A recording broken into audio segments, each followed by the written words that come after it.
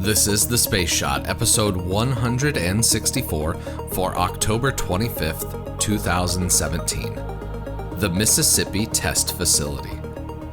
Hey everyone, welcome to The Space Shot, your daily space history, pop culture, and news fix. I'm John Molnix. Last summer, I took a road trip and drove from Fargo, North Dakota, where I was living at the time, to Titusville, Florida, to see a rocket launch. After a few days in Florida, I started to make my way west and ended up making a stop at the John C. Stennis Space Center in Mississippi. If you've never driven through the American South, well, let's just say it's a heavily wooded area. I'm used to the wide open expanses of my home state of Colorado and of the West in general. Driving along the plains means that you can see as far as your eyes will let you see. It's not that way in parts of the South. The highways down there seem to be cut into the forests, creating an almost tunnel effect when you're driving along at 70 miles an hour. If you drive long enough, as I did during that nearly 6,000-mile long road trip, that endless tunnel of trees can get a little bit mesmerizing. Mesmerizing enough that I almost missed the exit for the Stennis Space Center because I wasn't listening to my GPS navigation. This heavily wooded area is ideal for the test facility located just off of I-10 in Mississippi. On October 25, 1961, NASA announced the creation of the Mississippi Test Facility, later renamed the John C. Stennis Space Center. NASA needed an area that was far enough away from major population centers while still having access to utilities and water transportation. This part of Mississippi filled those requirements. There was just one problem. Well, 5 problems to be exact.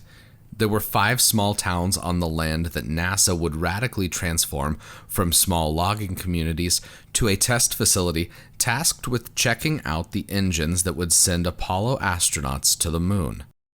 Logtown, Gainesville, Santa Rosa, Napoleon, and Westonia, and all of the inhabitants of those towns were moved to make way for the massive concrete and steel test stands required for the engine testing during the Apollo program.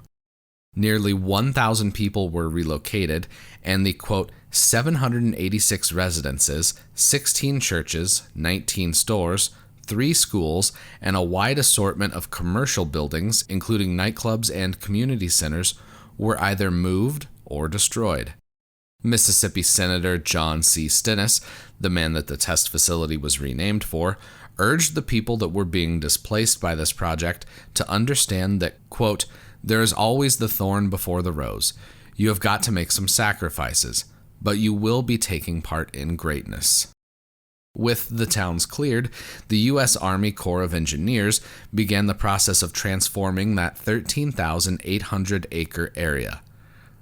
Gone was the once massive lumber mill that dominated the area, and constructed in its place were giant 200-foot tall test stands that were used to validate the engines that would send humans to the moon. The engineers and 6,100 construction workers of this project also created a 7.5-mile-long canal system that allows NASA to move engines, rocket stages, and the necessary rocket fuel and oxidizer throughout the test site. After all, what good are those massive test stands if nothing can get to them?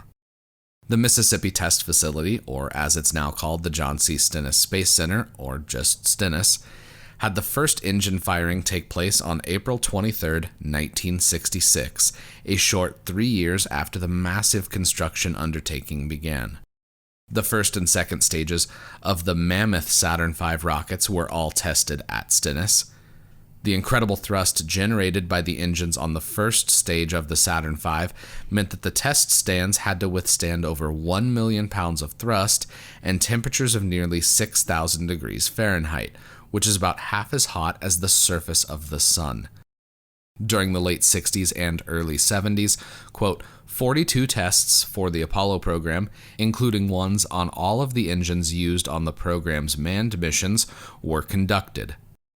In the December episode of the Cosmosphere podcast, I'll be talking with some of the people involved with the Cosmosphere's SpaceWorks division that restored some of the engines that were tested at Stennis Space Center a half-century ago. Bezos' expeditions recovered these massive F-1 rocket engines, working with the Cosmosphere to preserve them for permanent display. Some of these engines are now on display at the Museum of Flight in Seattle, and components of those F-1 engines are on display at the Cosmosphere in Kansas. After Apollo, the test stands were used for the shuttle program, test firing every engine flown during the shuttle's lifetime. More recently, the test stands at Stennis have been used for the engines that will power the Space Launch System. After a half-century, the Stennis Space Center and the people that work there have truly taken part in greatness. Since you're here, why don't you let me know what you think of the podcast by leaving a review in iTunes? It takes just a minute to do that, and it makes a huge difference because it helps even more people find the show. As always, the show notes have more information on today's episode. Be sure to connect with me on Instagram and Twitter. Find me at John Molnix. I'm always up to chat. You can also connect with me on Facebook. Just search The Space Shot or click the links in the show notes. I'd also appreciate it if you could share The Space Shot with your friends and family and anyone else that enjoys podcasts. Tomorrow, the last test flight of the Enterprise. I'm John Molnix, and I'll catch you on the flip side.